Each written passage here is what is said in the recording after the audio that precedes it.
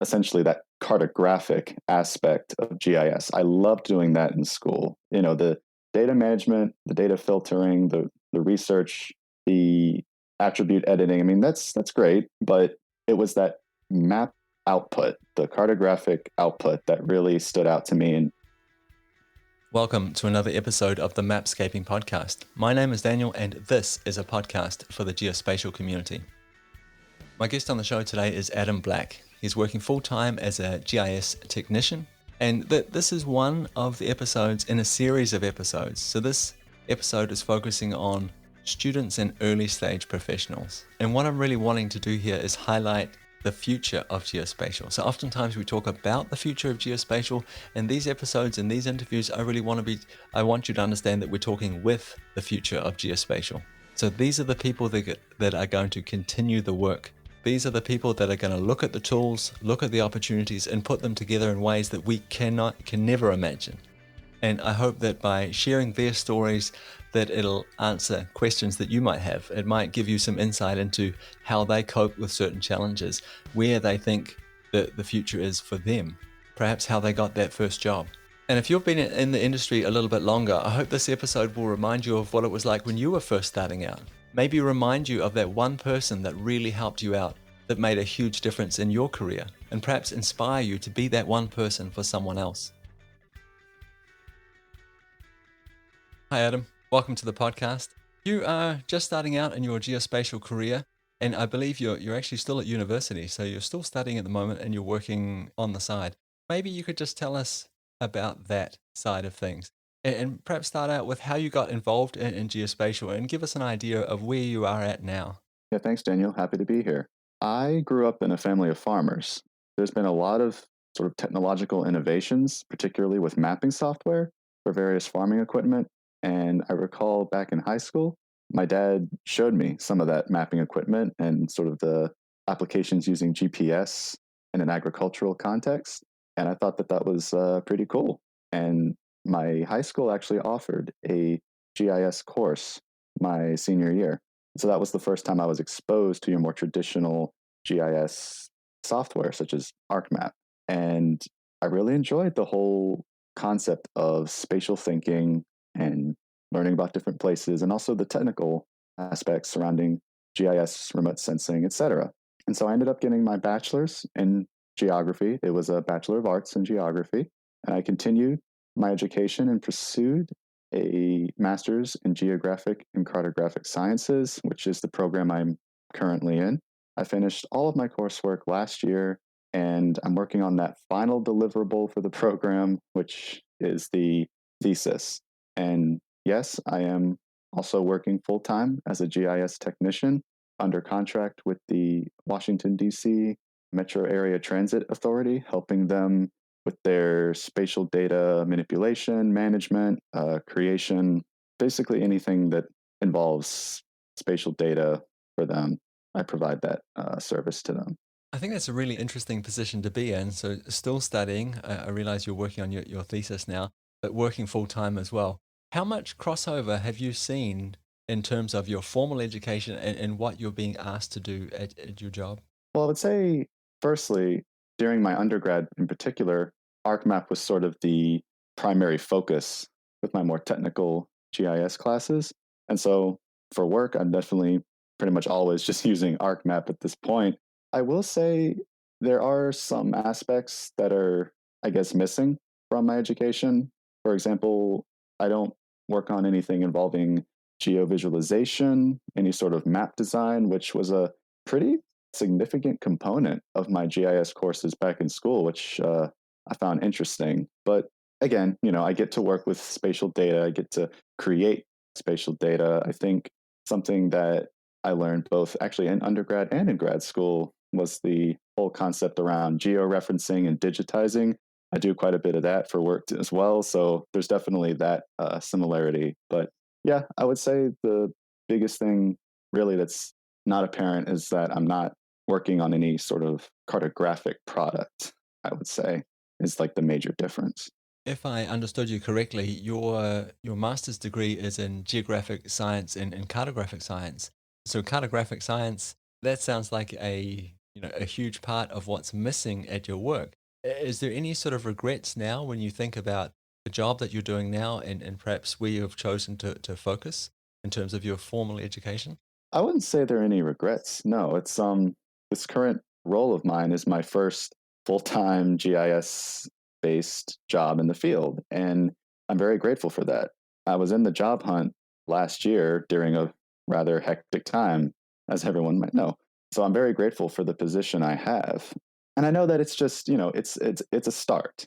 I mean, just how I started learning GIS back in high school, but it was very, basic concepts and solely focused on ArcMap. And then in undergrad, I continued to explore more of the functions of what ArcMap could bring to the table. But it was a geography degree, so there were other aspects to it. I hadn't quite sort of developed myself as a spatial thinker, as someone who's cognizant of world affairs of various regions. And obviously, as I continued into grad school, I started to expose myself to other GIS software such as ArcGIS Pro, QGIS. And so I guess what I'm trying to say is the way I look at it with my professional career, it's going to keep developing and I'm going to keep learning. I think I picked a great field for just the process of just always learning.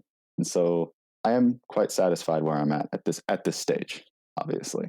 And honestly, that this makes so much sense, right? That alone, that recognition that it's a start and that you're grateful to have the start, the opportunity to learn, it gives you a massive amount of insight into what's actually happening, what the expectations are that when you come out into the workforce.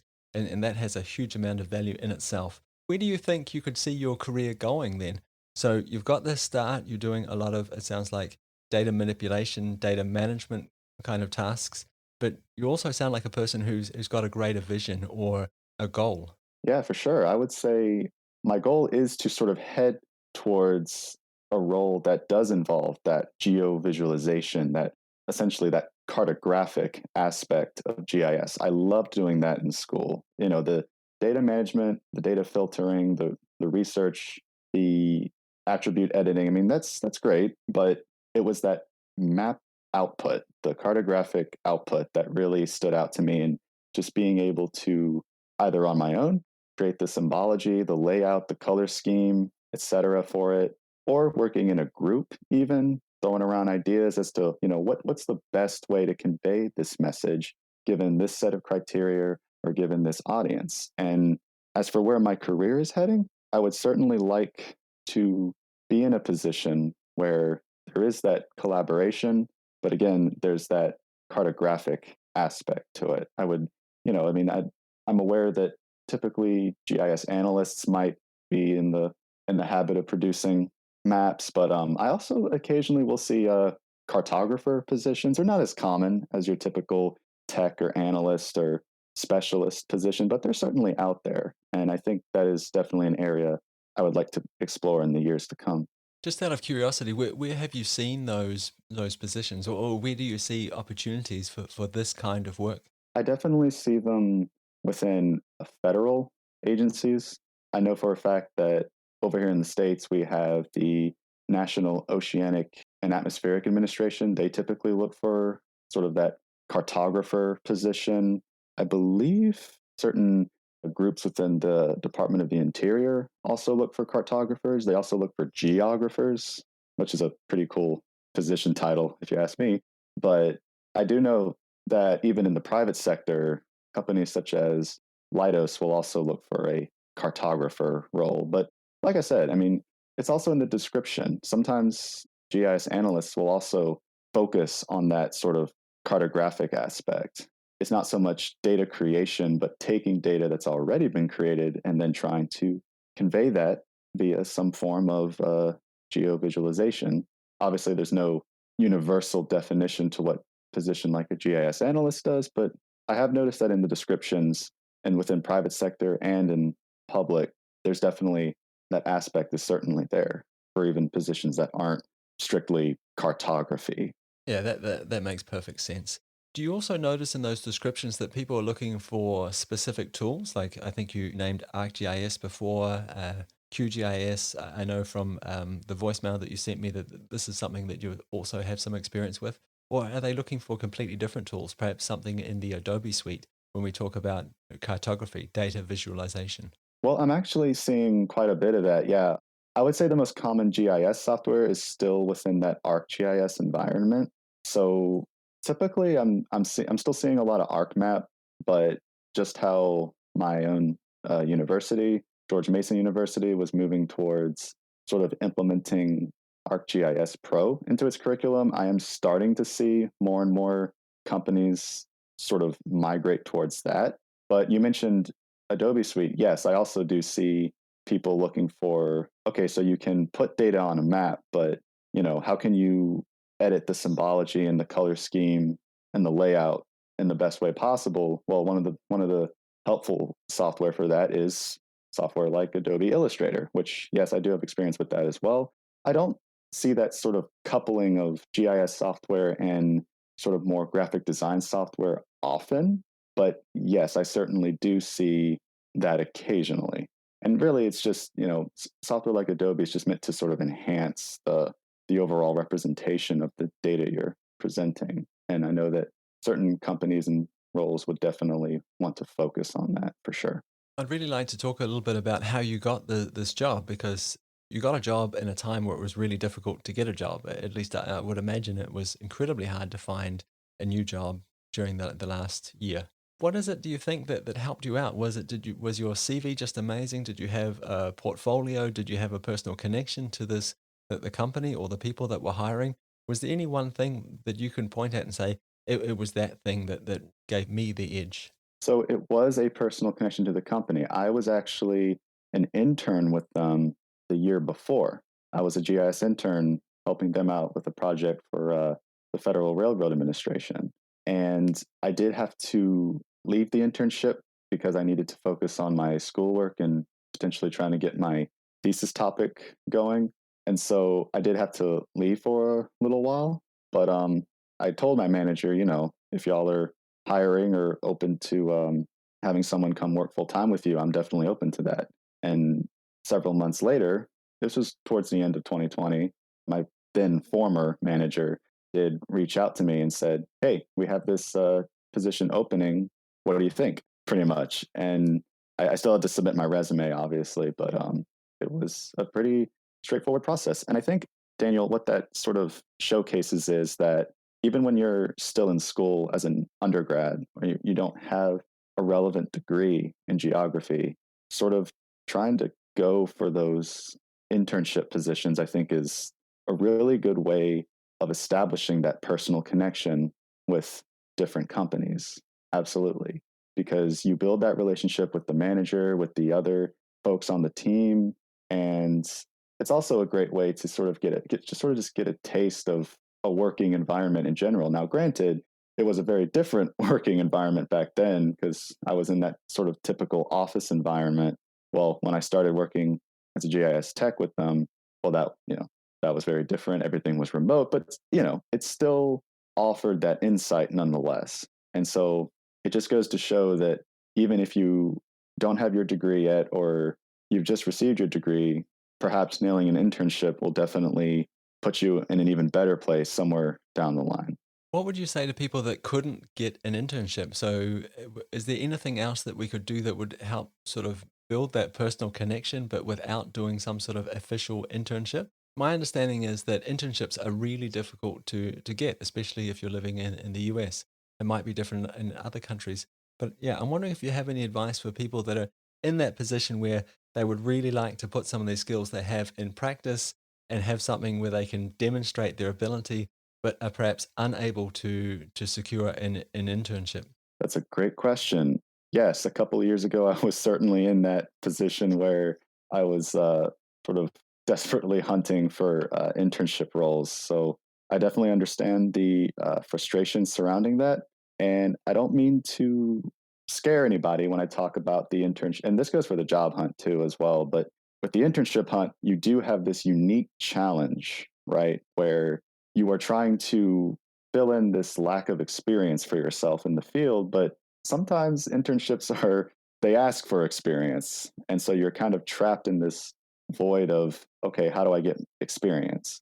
Well, I think one way to sort of stand out potentially to recruiters is to, as you're taking your GIS classes, as you are creating these map products, as you're learning the software, try and develop some sort of portfolio with that. If you know how to collect spatial data from an online data portal, if you know how to filter through it, manage it, and then ultimately create a map out of it, then share that. If you learn some remote sensing software, you want to show some sort of algorithmic process that classifies certain vegetation types, show that and describe it in a portfolio.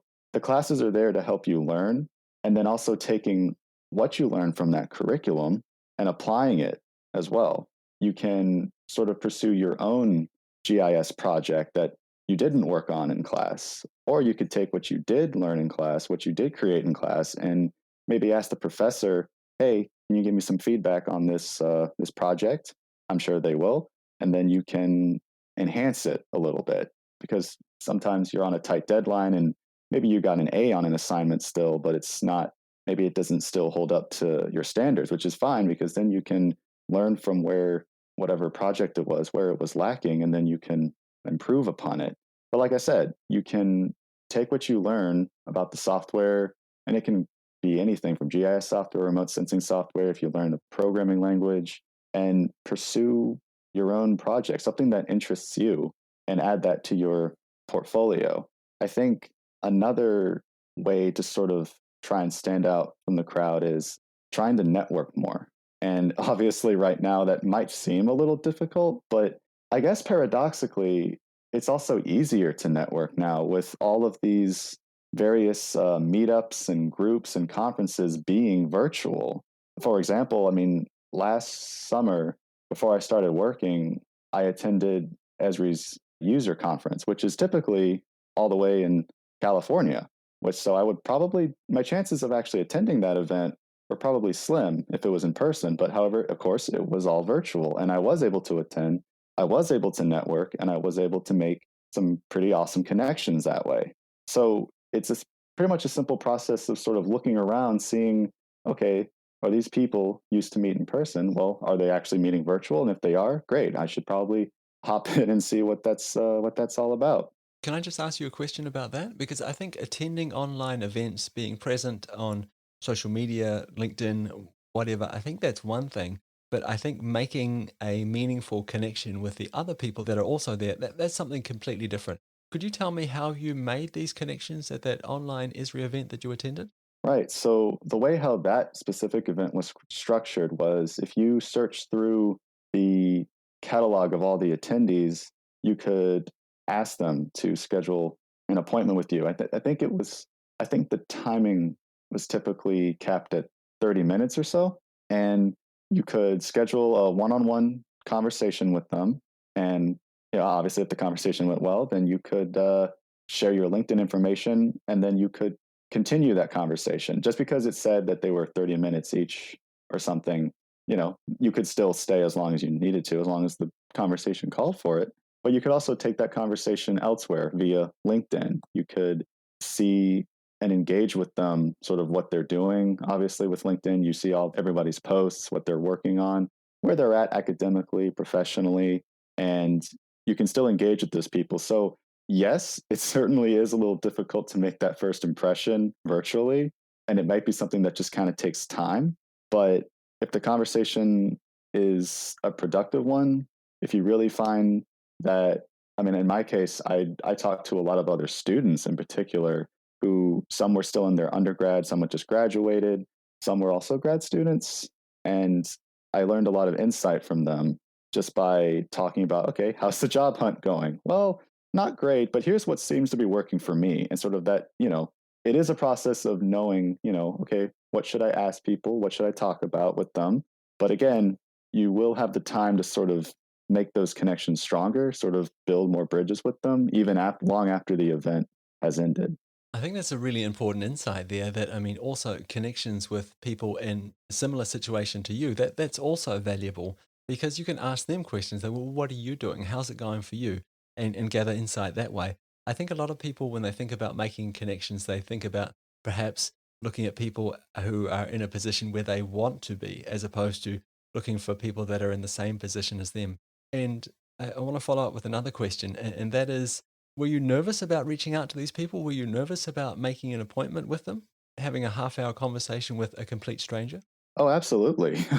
I will admit I'm a rather introverted person, and reaching out to people online, it's a daunting task for sure. And I think back to that Esri event, I would read their bios and be like, okay, this person seems neat. Let's try and have a conversation.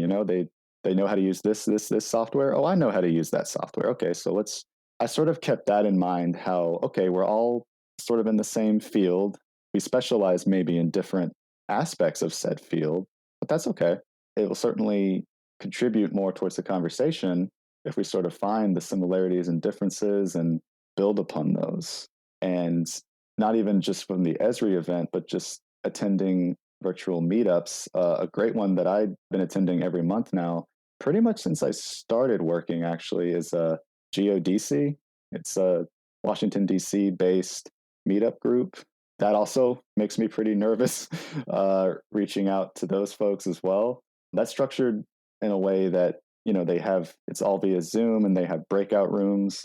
We go to each room and you meet maybe like three or four other people, and that can be a little tense. That can be, yeah, absolutely. There is a lot of anxiety with meeting these strangers on the internet, but again, we're all just trying to network and establish those connections and just keep developing ourselves professionally and learning from each other. And something that I've learned, I would say within the last year or so. I wasn't as willing beforehand to network, but once I finished my classes and I started sort of jumping into it, I understand why people, whenever they say, if you're having trouble finding a job, network, network, network.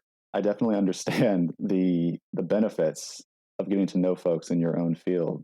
Yeah, I think it's a really fuzzy concept to comprehend when you're still a student because your network is all there, right? You go to university, there is my network. And this idea that you can have a very, very distributed network with people that aren't having the same shared experience that you're having at university, it takes a while to understand. I think perhaps too that anxiety around reaching out to people that are in a completely different stage in their career. I think that could provoke this imposter syndrome in a lot of people. Absolutely. Imposter syndrome is is a very real thing, especially for people who are still in school or young professionals. I want to sort of get back to the overlap between being in school and being a professional. And you're right in the middle of it at the moment, writing your thesis and also working full time. Now that you've got this insight into the working world, what do you think the key skills for you are going to be going forward? I would say probably one of the core skills that I have recently acquired, but also still trying to improve upon, obviously, is just the ability to adapt. I think both my undergraduate tenure, as well as what I've learned in my graduate school experience, has taught me how to adapt to different circumstances, software, and other sorts of methods. It's obviously with the circumstances point, well, the the whole working from home ordeal. It's got its pros, obviously, but the cons are still there too. Communication can be a little difficult, and that's a point I'm going to get to later. But I do believe that learning ArcMap allowed me to ultimately learn ArcGIS Pro, which allowed me to learn QGIS, and it all just sort of, particularly with QGIS and ArcGIS, they are very distinct GIS software, but you sort of take what you learned in class, and as I mentioned earlier, with building up your portfolio, you can apply what your professor taught you, what you learned from the curriculum, towards a project of interest. Well, why don't you pursue that project, but instead of using something that's purely Esri based, try and see if you can handle QGIS and do the same sort of procedure. Sort of that ability to adapt to different sorts of software, I think, is an incredible skill that any geospatial GIS user should have, because obviously the industry as a whole is changing, it's evolving. Like I said earlier, people are making this gradual migration to ArcGIS Pro, but even certain places, primarily in the private sector, there is this push for open source software such as QGIS, and I definitely see that with what people are looking for. And so having the ability to adapt your the software skills, I think, is a huge bonus to have as both a GIS user and as a job hunter. I think a second important skill would definitely be, and I touched on this earlier, communication. And that one's a little it could be a little more difficult for folks because and when you're in school, you're learning the technical skills. Okay, you can apply those technical skills to a project, but the communication aspect, at least in my experience with my program, that is something you sort of have to build through, again, networking, establishing those connections, even interviewing. I think can also contribute towards one's ability to communicate effectively. An interviewer will ask you, hey, you mentioned on your resume that you have this skill. Can you tell us a time where you used said skill? Oh, well, here you go. I used this GIS software to perform this task because I wanted to know this, and here was the result. That is, I think, also a huge benefit for being able to communicate one's ideas and their thoughts, which can be very helpful in a team oriented setting, which I'm sure is why recruiters or hiring managers will look for that skill because as I have found out these last several months, more than likely you're going to be working in a team. You will be collaborating with others, and you're going to need to convey your ideas clearly and effectively.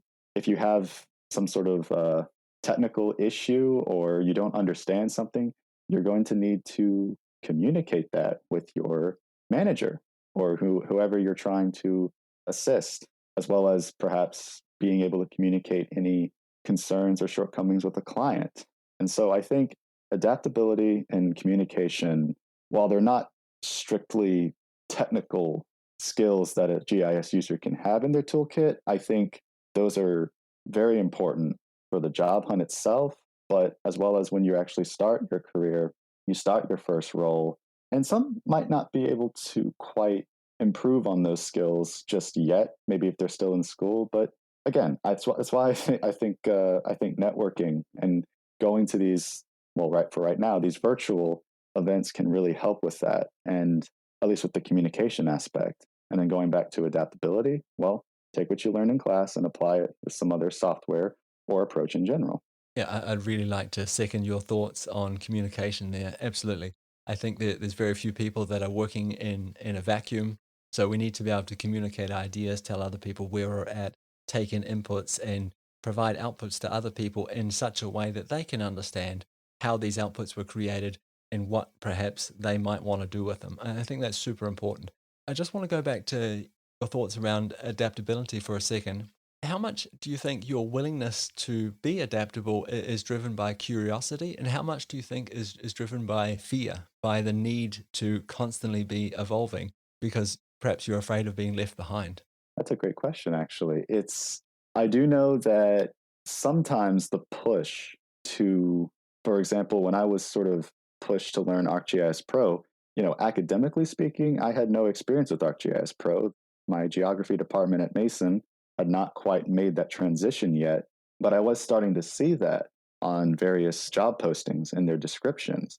Now, I don't know if it was exactly a fear, but I think it was something that just felt necessary.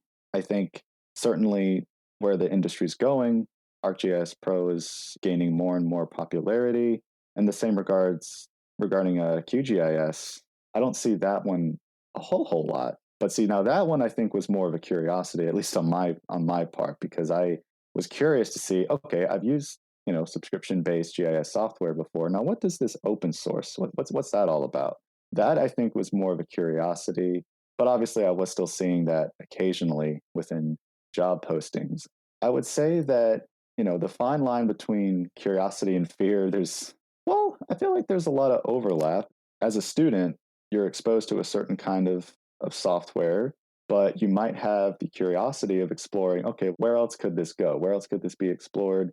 What sorts of functions or methods can I use with this? But I do think the fear aspect does come into play, certainly when you're maybe looking around for internships or jobs. I will say, I think it definitely gives one incentive for pursuing those sorts of other applications and being able to adapt. I know from my personal experience, yes, as I mentioned with ArcGIS Pro, I was thinking to myself, okay, I think just thinking for future endeavors here, it would be in my best interest to learn ArcGIS Pro. But I'm not saying that it's necessarily a bad thing that there was this sort of fear or anxiety that kind of pushed me to that point. The job hunt process, I think, is what sort of pushed me, because I don't think if I had that experience, I don't know if I would have taught myself ArcGIS Pro, if that makes sense. It really makes sense. And I appreciate you for taking the time just to walk us through your thought process there. That was great. So, this is going to be a relatively broad question, and yeah, it might be a little bit tricky to answer, but I'm going to try anyway. Do you see GIS, what you're doing today, as being the future? Would you like to continue doing pure GIS work, cartography work forever, into the foreseeable future? Or do you see it as a stepping stone to somewhere else? Good question. I would say I would be perfectly satisfied if GIS, or primarily cartographic work, is what my career has in store. As I mentioned earlier, I really enjoy the sort of emphasis on always learning, sort of always adapting. As we've discussed, it is a changing, evolving field. I think with all the innovations in GIS software and all the different applications of where said software can be applied, I mentioned at the beginning of this, my introduction to GIS was purely agricultural. Well, then I explored GIS from that high school class of mine. I learned a lot about how it's used for crime data.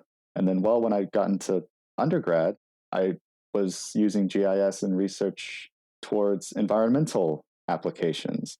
All of these different sort of applications of where GIS can be applied, how spatial data can be utilized for various peoples and entities, honestly, it interests me greatly. And if you were to ask me, like, Adam, where do you see yourself?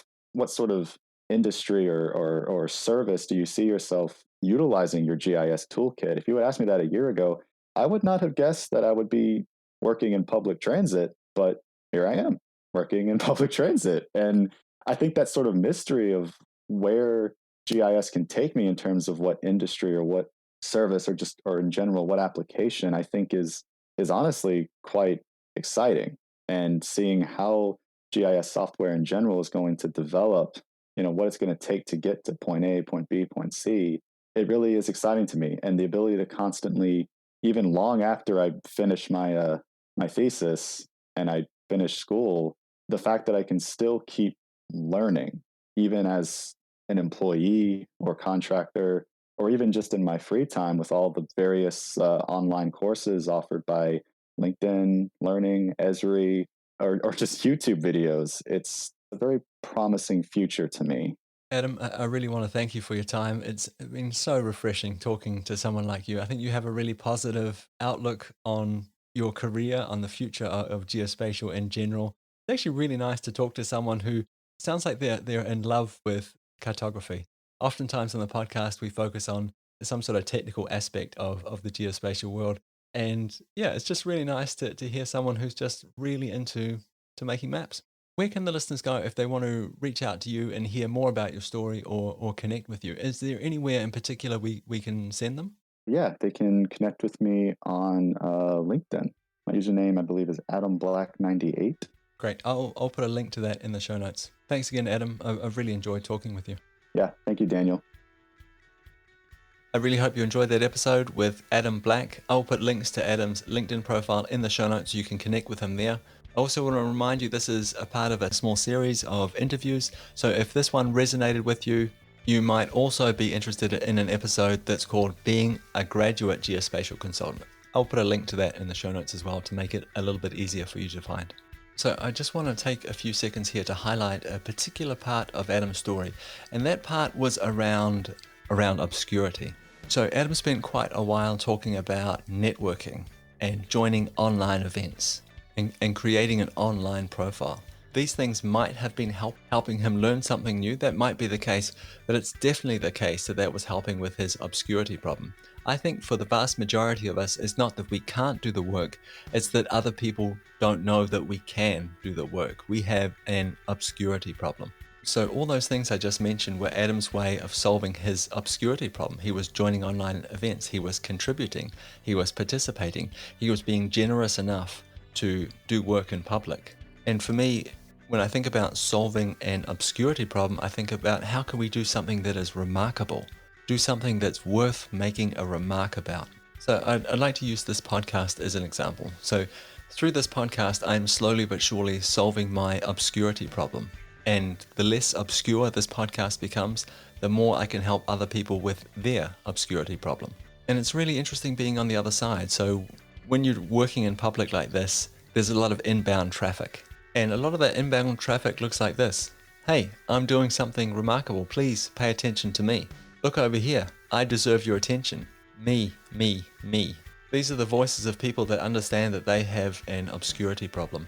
And they're trying to solve it by being unremarkable. There is nothing remarkable about asking for something. But what is remarkable is offering something. So again, using this podcast as an example, I don't have a content problem. Again, I have an obscurity problem. So there are unlimited amounts of people out there that could show up in such a way that would bring you value, that had a story to tell, that could teach us something. That is not my problem. My problem is reaching more people. So obscurity. This inbound traffic that I was talking about before, the emails that I see in my inbox, the asks, they're all assuming I have a content problem. None of them see that I have an obscurity problem. If they showed up and said, hey, I really like the podcast, how can I help? Here are some suggestions. These are some resources, some assets that I have that I can use to help you solve the problem that you have. That would be remarkable. That would be generous. And that would definitely get my attention. So let's think of it now in terms of an employer.